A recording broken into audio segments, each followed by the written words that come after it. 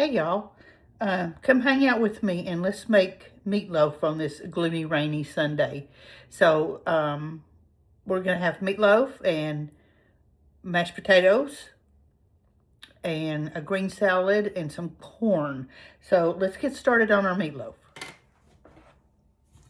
I have 2 pounds of ground beef, and this is 80/20. So let's talk about that for a minute. 80/20 is still lean, but if you go any leaner, your meatloaf's going to be dry. So that's about as lean as I would go, 80/20. So I have 2 pounds of that. And to that, I'm going to add 2 eggs. Rule of thumb is 1 egg per pound of meat. Now you can add ground pork. You could do half ground beef, half ground pork. You can any of that, but I just like I'm just using the ground beef today. So we have 2 eggs.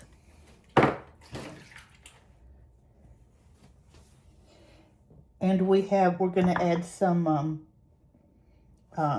yellow. I'm sorry, that was burning my eyes. I had to cover it up. A chopped yellow onion, and I chopped it pretty fine, and that's about a medium one. And we're going to add some breadcrumbs. Now, we talked about the meat. Let's talk about the breadcrumbs.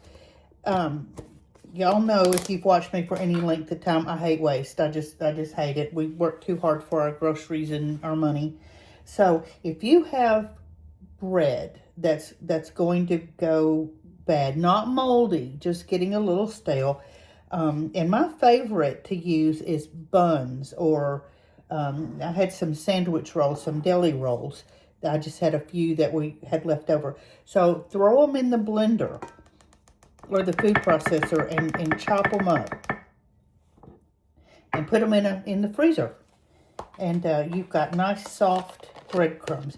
If you want crunchy, there's always panko crumbs, but we're just using, I just like to have these soft breadcrumbs in the freezer. It's a way to use up bread that don't get tossed. So to these breadcrumbs, and that's about a cup, I think.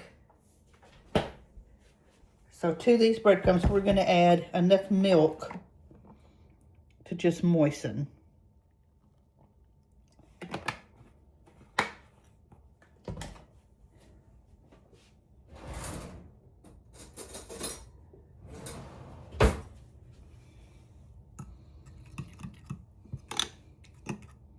Okay, we're going to put this aside for a few minutes while we're getting everything else ready to go. Okay, now let's add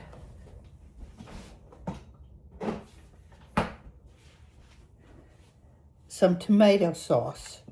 I'm not going to add the whole can because I want some to go on top of my meatloaf, but just keep a little bit back.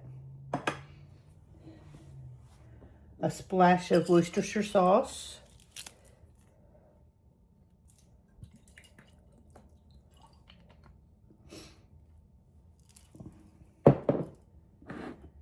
And some of my beloved swamp dust.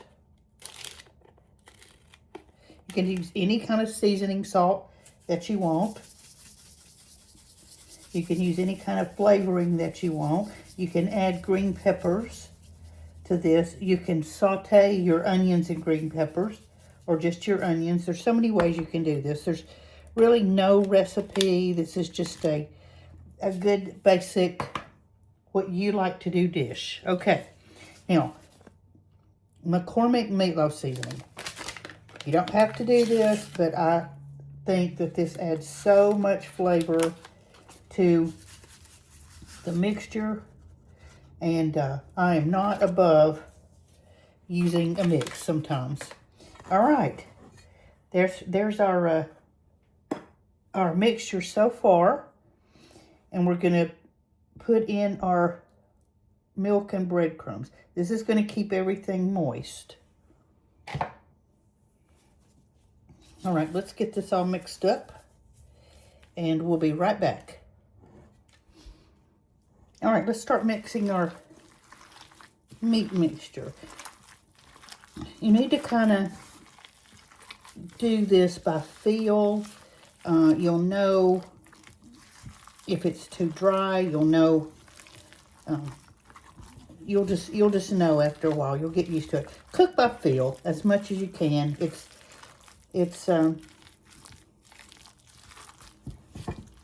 just the way you learn. It's just pay attention.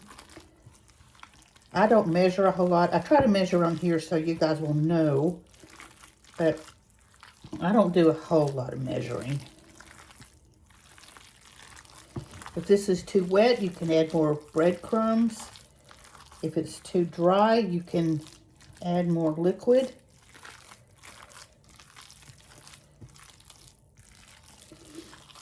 If you plan on slicing your meatloaf, you're going to want to make it a little more dry.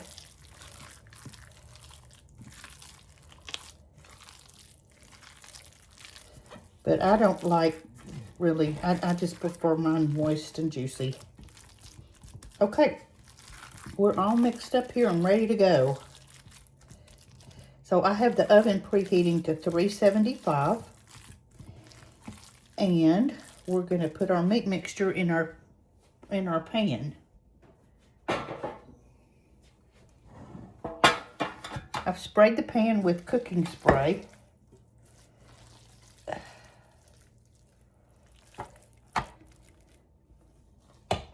We're just going to put our meatloaf right in here.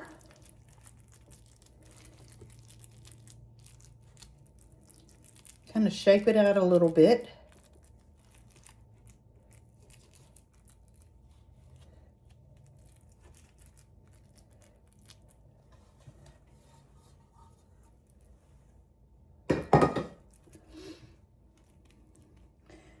And we're going to take the rest of the tomato paste that we had left over and put it right on top. You can do this with ketchup. You can do it with chili sauce. But I'm just going to use the rest of that little, kind of smooth it out. And we're going to put this in the 375-degree oven for an hour. And there we go. There's our meatloaf. Y'all ready to plate up our meatloaf? It was in the oven for an hour. So let's take it out, and I let it set for a few minutes just so it would kind of firm up. So let's take it out of the pan.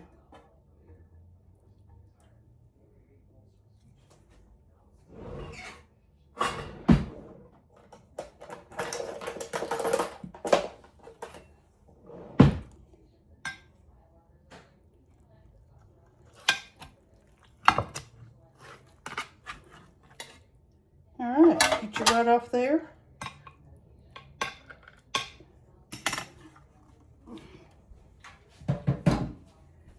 And we're just about ready to fix our plate. Okay, here's my plate.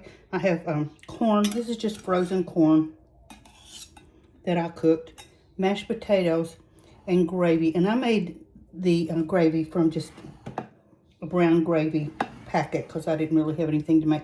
And I added a can of mushroom stems and pieces. And there is my meatloaf.